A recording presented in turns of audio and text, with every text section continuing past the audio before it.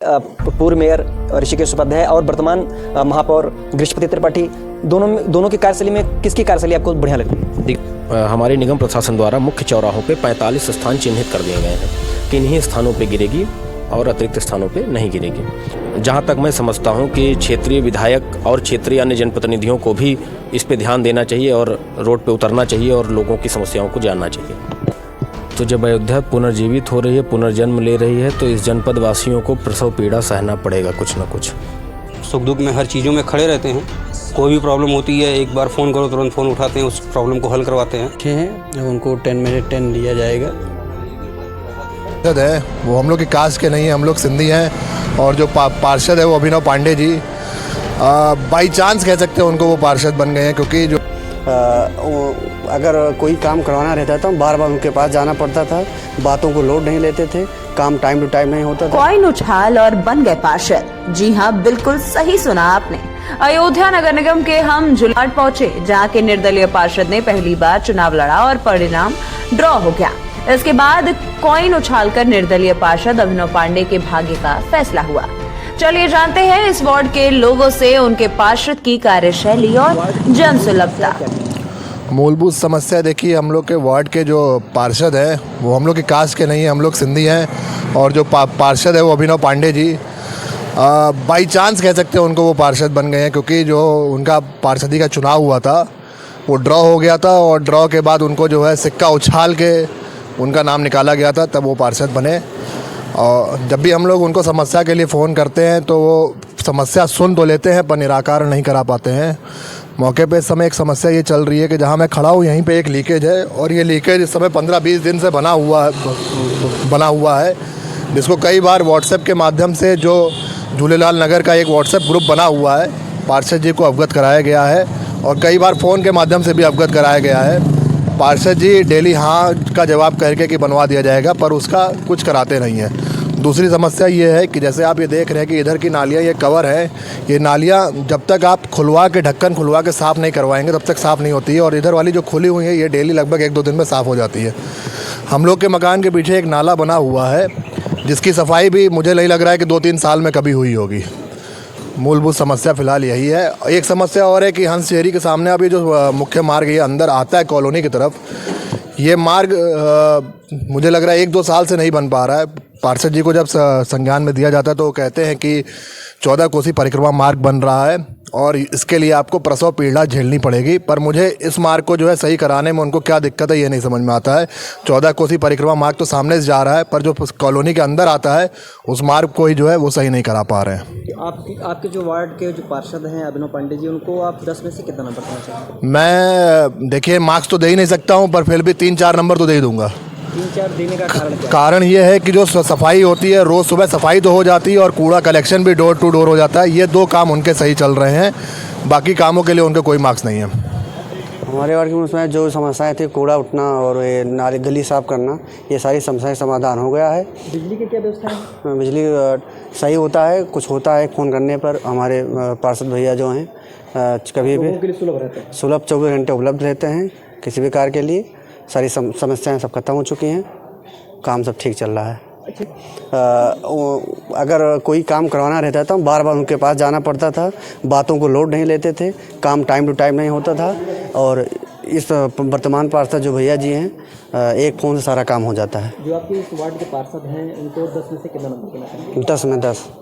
क्या रीजन है? रीज़न ये है कि हमारा कोई काम कभी रुका नहीं हुआ है। आपके पार्षद द्वारा किया जाता है? रोड है, नाली है, यही सब है। कूड़ा वगैरह जो कूड़ा वगैरह जो है सफ़ा होता है। मैं वार्ड के पार्षद जी बहुत अच्छे हैं, उनको 10 में से 10 दिया जाएगा। पिंकू जायसवाल भैया। और आपके वार्ड में मूलभूत समस्याएं क्या क्या हैं? हमारे वार्ड में मूलभूत समस्याएं अभी मौके पे तो कुछ भी नहीं है। वैसे अगर देखी जाए तो रोड है, नाली है, ये सब कारण है, बाकी और तो वैसी कोई समस्या नहीं है। बिजली अपने हिसाब से सही आ रही है, सारी चीज़ें सब बेस्ट हैं। आपके वार्ड के जो पार्षद हैं जी, उनको आप 10 में से कितना नंबर देना चाहेंगे? 10/10 देंगे। 10/10। क्या रीजन है जो 10/10 देंगे? रीज़न ये है कि वो हमारे हर सुख दुख में हर चीज़ों में खड़े रहते हैं। कोई भी प्रॉब्लम होती है, एक बार फ़ोन करो तुरंत फ़ोन उठाते हैं, उस प्रॉब्लम को हल करवाते हैं। बाकी ऐसी तो कोई चीज़ें हैं नहीं जो उनको माइनस मार्किंग दी जाए। नमस्कार, मैं हूं अभिनव सिंह और आप देख रहे हैं अयोध्या का अभिनव। अयोध्या का अभिनव की इस नई वीडियो में आप सभी दर्शकों का करता हूं स्वागत। इस समय हमारी मौजूदगी वार्ड नामा के अंतर्गत झूलेलाल नगर वार्ड में है। इसमें हमारे साथ जो यहाँ के पार्षद हैं अभिनव पांडे जी हमारे साथ मौजूद हैं।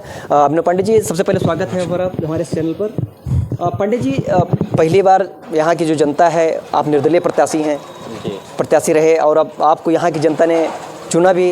क्या क्या चुनौतियों का सामना करना पड़ा, चूँकि इस वार्ड में कई सारे दलों के बड़े दलों के नेता भी यहाँ पर चुनाव लड़े और उसमें आप निर्दलीय प्रत्याशी होकर आप विजेता हुए, क्या कहेंगे? देखिए, ऐसा है कि अयोध्या शहर दोबारा जन्म ले रही है और जब जन्म होता है तो माँ को प्रसव पीड़ा सहना पड़ता है। तो जब अयोध्या पुनर्जीवित हो रही है, पुनर्जन्म ले रही है, तो इस जनपद वासियों को प्रसव पीड़ा सहना पड़ेगा कुछ न कुछ। मैं ये नहीं कहूँगा कि कोई असुविधा नहीं है, क्षेत्रीय जनों को बहुत सी असुविधाएं हैं। पिछले लगभग 2 वर्षों से 14 कोसी परिक्रमा मार्ग का कार्य चल रहा है, जिससे आए दिन लीकेज की समस्या, आए दिन जल बाधित हो रहा है, आए दिन यातायात की समस्याएं हो रही हैं लोगों को। लेकिन जो भी 14 कोसी परिक्रमा मार्ग पे जो भी कार्य हो रहे हैं वो निगम के थ्रू उसमें कोई काम नहीं हो रहा है। उसमें जो भी कार्य हो रहे हैं वो PWD के द्वारा हो रहे हैं, जल निगम के द्वारा हो रहे हैं, इन्हीं विभागों द्वारा हो रहे हैं। लेकिन फिर भी हम अपने अध्यक्ष जी द्वारा या और भी अपने सदन के सदस्यों द्वारा सहयोग लेके उच्च अधिकारियों से बात करके इसका यथासंभव निस्तारण का प्रयास करते हैं। लेकिन जहाँ तक मैं समझता हूँ कि क्षेत्रीय विधायक और क्षेत्रीय अन्य जनप्रतिनिधियों को भी इस पे ध्यान देना चाहिए और रोड पे उतरना चाहिए और लोगों की समस्याओं को जानना चाहिए। भैया, सबसे बड़ी समस्या हमको आमतौर पर दिखाई पड़ रही है, क्योंकि ठंड का मौसम है और नगर निगम के द्वारा बताया जा रहा है कि जगह जगह पर लकड़ी की व्यवस्था की गई है, अलाव की व्यवस्था की गई है। इसको लेकर आप क्या कहेंगे? देखिए, ऐसा है कि पिछले लगभग 3 वर्षों से लकड़ी लगभग तय पॉइंटों पे गिरती थी और जहां हम लोग स्पेशली बोल दिया करते थे वहां गिर जाती थी। लेकिन इस समय समस्या क्या हो रही है कि हमारे निगम प्रशासन द्वारा मुख्य चौराहों पे 45 स्थान चिन्हित कर दिए गए हैं कि इन्हीं स्थानों पे गिरेगी और अतिरिक्त स्थानों पे नहीं गिरेगी। इसका रिज़ल्ट क्या है कि पब्लिक द्वारा ये मैसेज जाएगा पब्लिक के दिमाग में कि पार्षद किस तरीके से, ऐसा क्या हो रहा है कि पिछले कई वर्षों से लकड़ियाँ गिरती आ रही हैं, इस बार नहीं गिर रही हैं। फिर भी हमारा प्रयास है जो अति आवश्यक स्थान है वहाँ लकड़ियाँ गिरें। अच्छा, ये सबसे बड़ी बात, अहम प्रश्न है कि नगर निगम बने लगभग 7.5 वर्ष बीत गए हैं। पहले कार्यकाल में चूंकि आप नहीं थे लेकिन आप उनकी कार्यशैली तो देखते रहे होंगे। तो जो 5 वर्ष बिता चुके पूर्व मेयर ऋषिकेश उपाध्याय और वर्तमान महापौर गृहस्पति त्रिपाठी, दोनों की कार्यशैली में किसकी कार्यशैली आपको बढ़िया लगती है? देखिए, जनप्रतिनिधि कोई भी हो वो अपने घर से रोड और नाली नहीं बनवाता है। इसलिए हर जनप्रतिनिधि चाहता है कि मैं ज़्यादा से ज़्यादा क्षेत्र के लिए काम करूं। अब इसमें सबसे बड़ा सहयोग शासन का होता है कि शासन क्या सहयोग कर रहा है, उसके सहयोग से क्या कार्य हो पाएंगे। जब पहला नगर निगम बना था तो उस समय वो एक नगर पालिका की स्थिति में था। 42 नई ग्राम सभाएं जुड़ के आई थी, वो बहुत बड़ा चैलेंज था। तो अपने समय पे उन्होंने भी अपना भरसक प्रयास किया और अच्छा से अच्छा करने का प्रयास किया ऋषिकेश जी ने। और वर्तमान महापौर जी भी प्रतिदिन रोड पे निकलते हैं, लोगों से रूबरू होते हैं और यथासंभव अपना पूरा प्रयास कर रहे हैं। लेकिन चीज़ें 4 दिन में परिवर्तित नहीं होती, समय लेती। हमारे सभी प्रश्नों का आपने बाखूबी उत्तर भी दिया है और एक अंतिम प्रश्न हमारा है कि आप अपने जो हमारे इस चैनल के माध्यम से आप अपने जनता को क्या बड़ा संदेश देंगे? सबसे बड़ा संदेश ये देंगे कि रोड पे कूड़ा फेंकना बंद कर दें। ये बड़ी समस्या है कि कर्मचारी जैसे जाते हैं 2 घंटे बाद फिर रोड पे कूड़े दिखने लगते हैं। और दूसरी चीज़ कि पार्षद ऐसा जनप्रतिनिधि है जो जनता के लिए सबसे सुलभ होता है और प्रथम सीढ़ी मानी जाती है अपनी बात कहने की। लेकिन यह भी समझना होगा कि सभी कार्यों का अधिकार पार्षदों के पास ही नहीं होता।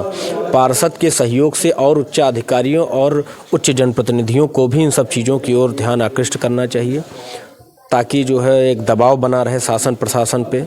फिर भी यथासंभव हम लोगों का तो प्रयास यही है कि जैसे भी लोगों की समस्याओं का निस्तारण होता रहे और क्षेत्र की जनता ने उस लायक बनाया है। 5 वर्ष अपना पूरा प्रयास है कि जो हमारे स्तर की चीज़ें हैं उसका हम अच्छे से अच्छा निस्तारण करवाने की कोशिश करें। तो ये रहे झूलेलाल नगर वार्ड के पार्षद अभिनव पांडे जी, जिन्होंने हमारे सभी प्रश्नों का बाखूबी उत्तर भी दिया और एक बड़ा संदेश भी दिया अपने नगर वार्ड वासियों के लिए कि सड़कों पर कूड़ा न फेंकें। अगर हमारी वीडियो अच्छी लगे तो लगातार शेयर करें, कमेंट करें। हम जल्द ही आपके वार्ड में पहुंचेंगे और आपकी समस्याओं को दिखाने का प्रयास करेंगे। जय श्री राम। हमारी टीम जल्द ही आपके भी वार्ड में आ रही है। अपनी वार्ड की समस्याओं और अपने पार्षद की कार्यशैली को हमसे जरूर साझा करें, जिससे हम आपकी समस्याओं को, आपकी आवाज को और बुलंद कर सके।